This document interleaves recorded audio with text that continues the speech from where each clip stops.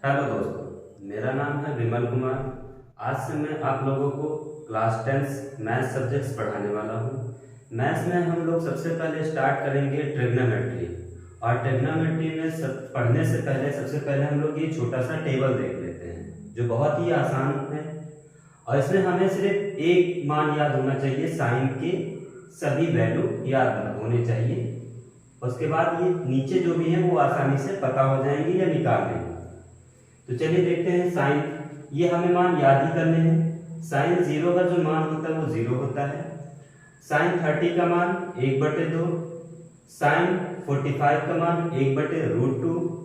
Sign 60 का मान √3/2 and sign 90 का मान 1। उसके बाद हम जब भी कॉस पे आएंगे तो कॉस में जो मान है ये साइन के रिवर्स है। मतलब अगर हम cos 0 का मान देखें तो ये cos 0 का जो मान है 1 वो sin 90 का ही मान है, वो रिवर्स हो की तरह है। उसके बाद अगर cos 30 का मान देखें तो वो sin 60 का मान है, यहाँ पे देखेंगे। और उसके बाद आती है बात cos 45 का मान 1/√2 वो sin 45 का ही मान है। और उसके बाद हम देखेंगे cos 60 का जो मान है 1/2 वो इसका रिवर्स है। ये ऐसे ही रिवर्स करके हम लोग cos के मान याद कर लेंगे साइन के रिवर्स करके। अब यहाँ पर आते हैं tan के मान कैसे याद करेंगे। जब ये दोनों मान हमें याद हो जाएंगे, याद क्या करना है, साइन के ही मान याद करने हैं। साइन का रिवर्स कर देंगे तो cos याद हो जाएंगे। अब हम इन दोनों के जैसे ही मान याद हो जाएंगे तो उसके बाद tan पे आएंगे। tan के हमें कैसे मान निकालेंगे या tan के कैसे पता रखेंगे। तो tan का एक छोटा सा फॉर्मूला यहाँ पे दे रखा है, tan theta = sin theta upon cos theta. तो इसी से सारे मान निकालेंगे हम लोग tan के। देख लेते हैं। तो tan थीटा = क्या मान होता है, sin theta upon cos theta. तो यहाँ पर अगर हम देखें tan 0 का मान क्या होता है, 0। तो 0 कैसे आए यहाँ पे देखते हैं हम लोग। तो tan ये थीटा की जगह कितना लेंगे, 0।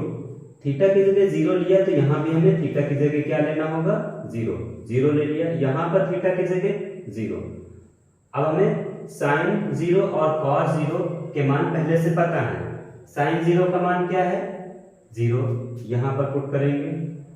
और cos 0 का मान क्या है, 1, यहाँ पर रखेंगे।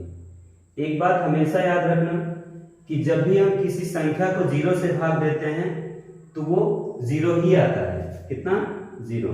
तो यहाँ पर देखेंगे कि tan 0 का मान कितना आ गया, 0। ठीक। उसके बाद एक और मान देख लेते हैं, tan 30 का मान कितना है, 1/√3।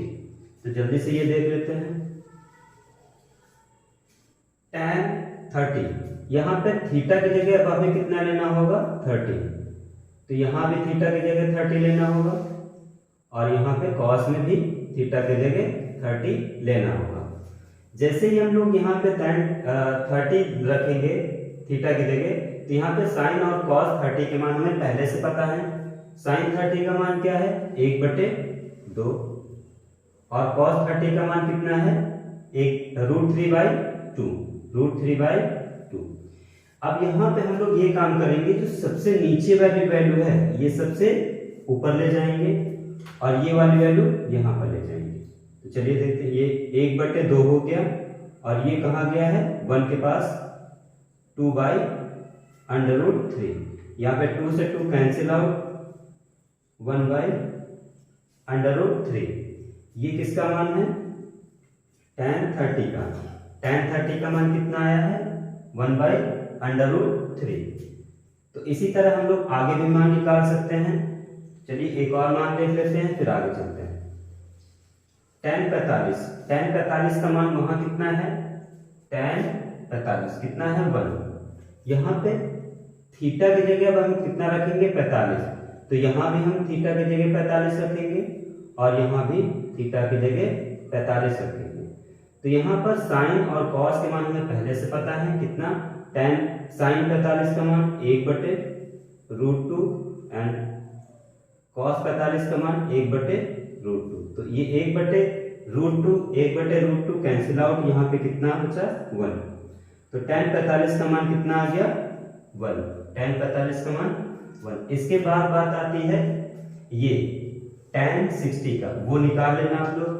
उसके बाद हम लोग निकालेंगे tan 90। tan 90 का मान है इन्फिनाइट। ये इन्फिनाइट कैसे आएगा वो बता देते हैं। इन्फिनाइट तो यहाँ पे थीटा की जगह हम लोग कितना रखेंगे 90, थीटा की जगह 90, यहाँ भी थीटा की जगह 90, cos 90। sin 90 का मान कितना है, sin 90 का मान 1 एंड cos 90 का मान 0। तो ऊपर हम लोग 1 रखेंगे, नीचे 0। अब एक बात हमेशा याद रखना कि जब भी हम लोग किसी संख्या को 0 से भाग देते हैं तो वो कितना आता है इन्फिनाइट। कितना इन्फिनाइट। यहाँ पे tan 90 का भी मान हम लोगों को पता हो गया कितना है इन्फिनाइट। ठीक, तो यहाँ पर ये चीज याद रखना कि किसी संख्या को अगर हम लोग 0 से भाग देते हैं तो कितना आता है इन्फिनाइट। अब हम लोग जब कॉट पे आते हैं तो कॉट का हम लोग यहाँ पे क्या किए थे, साइन याद किए थे, साइन याद था, उसका रिवर्स कर दिए थे तो कॉस का आ गया था। अब हमें tan का पता हो गया तो इसका रिवर्स करते जाएंगे तो कॉट का पता हो गया, इसका रिवर्स किया, इसका रिवर्स किया, ये रिवर्स करते गए और हमें याद हो गया। क्योंकि ये क्या होता है, tan जो है, कॉट जो होता है tan के रिवर्स होता है। ये फार्मूला यहाँ पे लिखा हुआ है, ये देखिए कॉट का रिवर्स क्या है 1/tan थीटा। तो इसीलिए यहाँ पर क्या आ गया, इनके मान रिवर्स होते चले गए। अब यहाँ पर हम लोग आते हैं सेक। सेक के मान कैसे याद करेंगे, तो यहाँ पे जो छोटे छोटे हमारे फार्मूले लिखे हुए हैं, यहाँ पे देखेंगे कि सेक थीटा क्या है 1/cos थीटा। क्या है, sec theta equal to 1/cos theta. अगर हम यहाँ पे कितना थीटा की जगह लेंगे, थीटा का मान हमें 0 पता करना, 0 का कितना होगा, सेक 0 का मान कितना होगा 1। तो यहाँ पे थीटा हम लोग कितना लेंगे 0। तो यहाँ थीटा हमने कितना लिया है 0। तो cos 0 का मान हमें पता है कितना है 1, 1/1 कितना होगा 1। और यहाँ पर सेक 0 का मान पता हो गया कितना है 1। ठीक, इसी तरह आगे भी हम लोग मान निकाल सकते हैं। चलिए आगे एक और मान देख लेते हैं बस। तो यहाँ पर आप थीटा की वैल्यू कितनी लेंगे 30, सेक 30। सेक 30 का मान हमें पता करना है कितना होगा 2/√3। तो यहाँ पे सेक 30 है, तो यहाँ थीटा की जगह हमने कितना लिया है 30 रखेंगे। और यहाँ पे cos 30 का मान कितना है, cos 30 का मान √3/2। और ये 2 वाली वैल्यू ऊपर ले जाएंगे तो कितना हो गया 2/√3। तो ये हो गया सेक 30 की वैल्यू। सेक 30 की वैल्यू कितनी आई है 2/√3। सेक 30 का मान 2/√3। इसी तरह हम लोग आगे भी मान निकाल सकते हैं सेक के। याद करने की कोई जरूरत नहीं, इससे हम लोग निकालते चले जाएंगे अगर भूल जाते हैं तो।